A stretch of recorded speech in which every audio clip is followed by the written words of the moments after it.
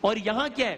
پتہ یہ ہے کہ حج منہ پہ دے مارا جائے گا، لیکن بظاہر شہرت کیا ہے؟ بڑا نیک نام ہے، عابد ہے، صوم و صلات کا پابند ہے بھائی۔ اچھا، لوگوں نے بتایا کہ عبادت تو ایک طرف، ریاضت تو ایک طرف، نماز کی پابندی تو ایک طرف، روزے کی پابندی تو ایک طرف، بھائی اللہ تعالیٰ کی راہ میں خرچ کرنا تو ایک طرف۔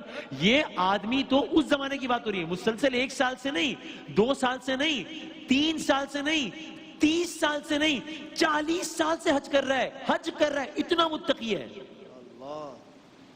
اور یہ اس زمانے کی بات ہو رہی ہے جب ٹریول کرنا اور یہ سارے معاملات اتنے آسان نہیں۔ 40 سال سے حج کر رہا ہے اور بتایا گیا کہ حج منہ پہ دے مارا گیا۔ لوگ مزید بتا رہے ہیں، وہ اللہ والے سن رہے ہیں، حیران ہو رہے ہیں۔ مزید لوگوں نے کہا تقویٰ کا یہ عالم ہے، تقویٰ کا یہ عالم ہے کہ اگر اس سے خود کوئی ذرا سی بھی غلطی بھی سرزد ہو جاتی ہے نا، تو معمولی گناہوں کی بھی خود اپنے آپ کو سزا دیتا ہے کہ نہیں مجھ سے یہ کیوں ہوا، اور سزا اس نے اپنے آپ کو اس انداز میں دی ہوئی ہے۔ ابھی اس شخص کا حلیہ بتایا، عجیب حلیہ، کہا سزا اس شخص نے اپنے آپ کو ایسے دیتا ہے کہ اس نے اپنی کلائیوں میں سوراخ کر کے زنجیریں باندھی ہوئی ہیں، اور ان زنجیروں کو اپنے گلے میں ڈال رکھا ہے، ہر وقت روتا جاتا ہے، گریا کرتا جاتا ہے، اور منہ سے ایک ہی لفظ نکلتا ہے، یا اللہ مجھے معاف کر دے، اے اللہ میری مغفرت فرما، اے اللہ میری توبہ۔ یہ اس آدمی کے بارے میں بتایا جا رہا ہے جس کے بارے میں بتایا گیا کہ حج منہ پر دے مارا گیا۔ اب اس اللہ والے کا تجسس اور بڑھا کہ یہ معاملہ کیا ہے۔ میں دیکھوں تو صحیح کہ اس درجہ عبادت گزار، اس درجہ خوف خدا رکھنے والے آدمی کا حج اگر قبول نہیں ہوا اور باقی تمام لوگوں کا حج قبول ہو گیا اکثریت کا، یعنی ان میں ہر قسم کے گناہگار لوگ شامل ہوں گے، ہر طرح کے لوگ شامل ہوں گے۔ بالآخر قبیلے والوں سے مقام پوچھا کہ کہاں رہتا ہے، چلے گئے، مکان تک پہنچے جہاں وہ بندہ قیام پذیر تھا۔ جب ان بزرگ کا اب اس آدمی سے آمنا سامنا ہوا مکان میں، اس آدمی کی حالت سن تو چکے تھے لیکن دیکھ کر مزید حیران ہو گئے۔ آپ سوچئے میں اور آپ بھی اگر کوئی ایسا منظر دیکھیں کسی آدمی کو اس حالت میں دیکھیں، کس حالت میں کہ وہ گھٹنوں میں سر دیے روئے جا رہا ہے، ریگریٹ، روئے جا رہا ہے، ایک ہی بات کہے جا رہا ہے، یا اللہ مجھے معاف کر دے، اے اللہ میری مغفرت فرما، یا اللہ میری توبہ۔ یہ بزرگ دیکھ رہے ہیں اس شخص کا عمل، پکارا، آواز دی۔ جب بزرگ کے پکارنے پر اس شخص نے اپنی زنجیروں سے بندھی گردن اوپر اٹھائی تو بزرگ نے دیکھا اس کی آنکھیں رو رو کر سرخ انگارہ ہو رہی ہیں۔ اس شخص نے جو رو رہا ہے فوراً اس بزرگ کو پہچان لیا۔ انہوں نے پوچھا، اے بندہ خدا، اب یہ بزرگ بتا رہے ہیں، اے بندہ خدا، کوئی اچھی خبر نہیں ہے میرے پاس تیرے متعلق، کوئی اچھی بات نہیں ہے سنانے کو؟ اور کیا؟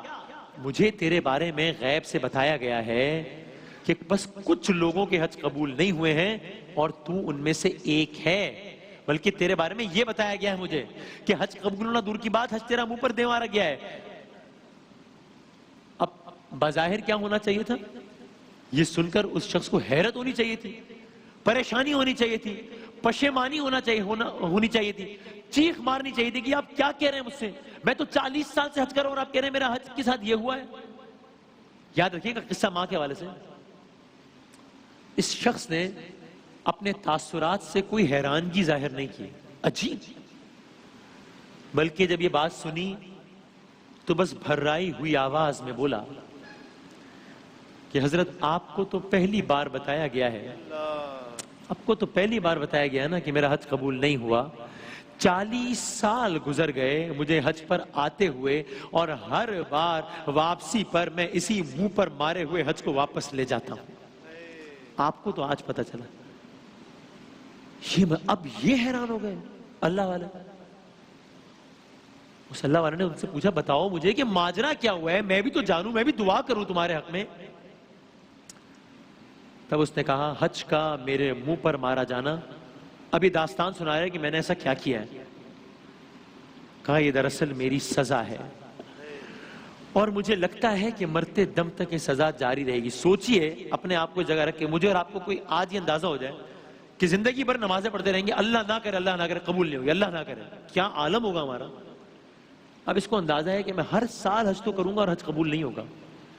اللہ والے نے پوچھا تو نے ایسا کیا کر لیا ہے کہ تیرا حج قبول نہیں ہوتا؟ بس اب اس شخص نے اپنی داستان بتانا شروع کی. سنیے گا. یہ شخص آہ بھرتا ہے, آسمان کی طرف دیکھتا ہے اور اپنی داستان سنانا شروع کرتا ہے. کہتا ہے یہ معاملہ ہے آج سے 40 سال پہلے کا. اچھا کیا ہوا؟ اللہ تعالیٰ نے مجھے سب کچھ دیا تھا, دولت, تھوڑی شہرت بھی تھی, مال, اسباب, سب کسی چیز کی کمی نہیں تھی. اچھا اس دولت اور مال اور اسباب اور شہرت کی وجہ سے مجھے کچھ غلط عادات لگ گئی. اچھا مجھے حرام کاموں کی لت لگ گئی. اچھا مجھے میں نوشی کی, شراب پینے کی عادت لگ گئی. اچھا مجھے جوا کھیلنے کی عادت پڑ گئی. اچھا پھر کیا ہوا؟ ایک روز شراب خانے سے, ایک روز جوئے خانے سے باہر نکل رہا تھا, بڑی رقم نشے کی حالت میں, بڑی رقم ہار چکا تھا, نشے کے عالم میں تھا. باہر نکلا, میں بہت غصے میں تھا, سرور میں بھی تھا, ایک الگ ہی کیفیت میں تھا, افسوس کے عالم میں تھا. باہر لوگوں کو دیکھا, لوگ خوشیاں منا رہے ہیں, لوگ مبارکباد دے رہے ہیں. اچھا لوگ کیوں مبارکباد دے رہے ہیں؟ میں نے دیکھا کہ وہ اس لیے مبارکباد دے رہے تھے ایک دوسرے کو کہ رمضان کا چاند نظر آ گیا تھا.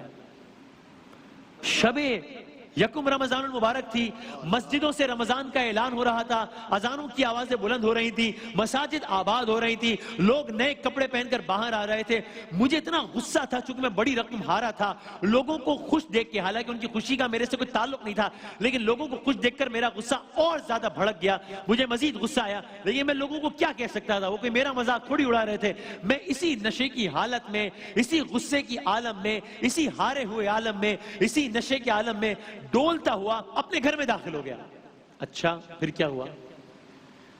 دیکھا میری بیوی تندور پر روٹیاں لگا رہی ہے, ٹھیک, اور دیکھا ساتھ ہی میری بوڑھی ماں تخت پہ بیٹھی ہے.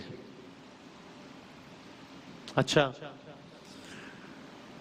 کہا ماں ہے نا, میں جیسے ہی گھر میں داخل ہوا ہوں, میں کیا سلام کرتا ہوں, اس نے مجھے آگے سے سلام کیا, اور وہیں سے بیٹھے بیٹھے مجھے رمضان المبارک کی نصیحت, ہماری ماں ہی دیتی ہیں, رمضان المبارک کی مبارکباد دی اور نصیحتیں کرنے لگی ساتھ ہی. بڑے پیار سے سمجھایا, دیکھو بیٹا تم نے پچھلی بار بھی رمضان کے روزے نہیں رکھے تھے, ابھی چاند نظر آ گیا رمضان کا, دیکھو باہر سب خوشیاں منا رہے ہیں, اس مرتبہ تم نے رمضان کے روزے پورے رکھنے. ماں کے لیے تو بچہ بچہ ہی ہوتا ہے نا, کتنے بھی سال کا ہو جائے, پورے روزے رکھنے تم نے, نماز باقاعدگی سے ادا کرنی ہے, وعدہ کرو مجھ سے. شخص کہتا ہے میں تو اپنی کسی کیفیت میں تھا, میں غصے میں تھا, میں ہارا ہوا تھا. مجھے ان کی بات سن کے مزید غصہ ہے کہ یہ کیا بات. ہم آپ کو کہتے ہیں پہلے رمضان کو ہم نے قصہ عرض کیا تھا, امی آپ سمجھتی رہی ہیں, آپ کو اندازہ ہی نہیں کب کیا بات کرنی ہے, لوگ یہ کہتے ہیں. تو کہتا ہے مجھے مزید غصہ آیا کہ یہ کیا بات کر رہی ہیں اس وقت. بہرحال میں نے اپنے غصے پہ قابو پایا, ان کی بات سنی انسنی کر دی, گزر گیا وہاں سے, یعنی ماں کے سامنے سے گزر گیا. لیکن جب میں تندور کے قریب سے گزرا اور گزر کر اپنے کمرے میں جانے لگا تو میری ماں جو کہ ضعیف تھی, آسان نہیں تھا اس کے لوٹنا, لیکن سہارے سے اٹھی اور میرے راستے میں حائل ہو گئے. میں اپنے کمرے میں جا رہا ہوں, میرے راستے میں حائل ہو گئے میری ماں. اچھا یہاں تک کہ جب میری ماں میرے بہت قریب آئی تو ایک لمحے کو اس کا جو پیار تھا نا وہ غصے میں بدل گیا. کیوں؟ جب وہ میرے بہت قریب آئی تو اسے میرے منہ سے شراب کی بو آئی, تو اسے غصہ آیا. اور یہ وہ موقع تھا کہ جب اس کی آواز بلند ہوئی, وہ مجھے باقاعدہ برا بھلا کہنے لگی تجھے شرم نہیں آتی, رمضان کا لوگ استقبال کر رہے ہیں, تو شراب کے نشے میں دھت ہے, کیا کر رہے تو اپنے ساتھ. تو نے مجھ سے پچھلے سال بھی وعدہ کیا تھا کہ تو اس رمضان اپنی اصلاح کرے گا, اور آج شب یکم رمضان ہے, تیرا یہ عالم ہے. بس میں نے ماں کو غصے میں دیکھا تو اب تک تو میں اپنا غصہ, اور میں یہ سوچ رہا تھا کہ میں نے بڑا اچھا اور نیک کام کیا ہے کہ مجھے اتنا غصہ آ رہا ہے, لیکن میں اپنی ماں پر غصے کا اظہار نہیں کر رہا. لیکن اب جب ماں نے بھی سامنے سے غصے کا اظہار کر دیا تو میں جو پہلے ہی اپنے حواس میں نہیں تھا, میں نے ایک خاص کیفیت میں آ کر, بہت غصے میں آ کر, شدید عالم میں آ کر, کچھ اس لمحے کچھ سوچا نہیں, کچھ اور سمجھا نہیں. بس ماں نے جیسے ہی مجھے اس بات پر ڈانٹا کہ تیرے منہ سے شراب کی بو آ رہی ہے, تو کب سدھرے گا, بس یہ وہ لمحہ تھا کہ میں نے اپنی ماں کو پہلے غصے میں شدید انداز سے پکڑا اور پھر غصے میں اس کو ایسا دھکا دیا کہ وہ تندور میں جا گری. اللہ اکبر. اس سے پہلے کہ بس یہ سب کچھ اتنا لمحوں میں ہوا کہ اس سے پہلے کہ شراب کے نشے سے دھت میرا ذہن کوئی دوسری سوچ اپنے ذہن میں لاتا, کوئی سیکنڈ تھاٹ آتی, کوئی دوسری بات سوچتا.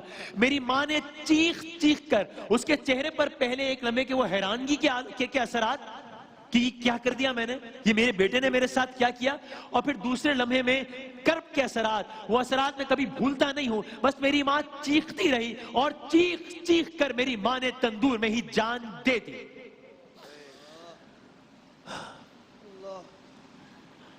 بعد ازاں جب میں نے اور میری بیوی نے ان کو باہر نکالا تو کچھ نہیں بچا تھا. اب میرا نشہ غائب ہو چکا تھا.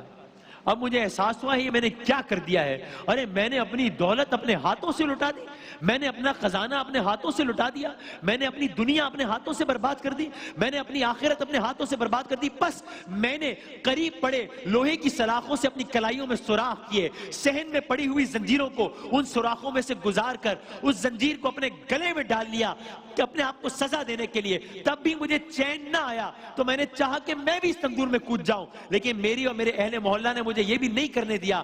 ادھر ماں کو دفن کیا گیا, وہ تو مر کے دفن ہو گئی, ادھر میں زندہ دفن ہو گیا. کہتا ہے بس 40 سال سے میں اسی حالت میں سینکڑوں میل کا فاصلہ پیدل طے کر کے حج کے لیے آتا ہوں, اور جواب یہ ملتا ہے کہ کوئی اللہ والا آ کر بتا جاتا ہے کہ تیرا حج تو تیرے منہ پر مار دیا گیا.